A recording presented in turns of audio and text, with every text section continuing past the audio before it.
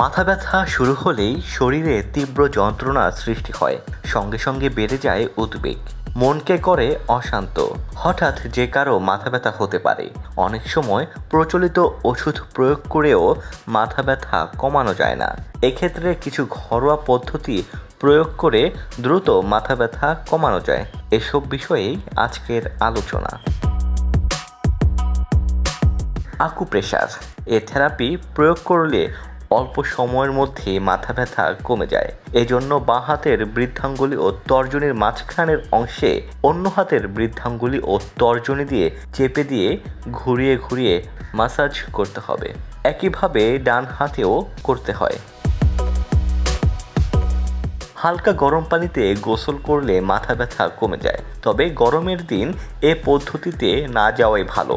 এতে বাড়তে পারে অস্বস্তি। 1 গ্লাস পানি পান করলে অনেকের ক্ষেত্রেই নিমিষেই মাথা ব্যথা দূর হয়, কারণ শরীর আর্দ্র থাকলে ব্যথাও ধীরে ধীরে কমে যায়।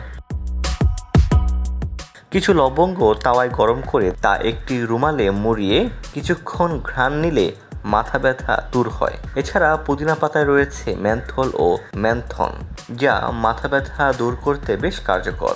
এক্ষেত্রে আদাও খুব কার্যকরী। ডেস্ক রিপোর্ট, দৈনিক ডেস্টিনি।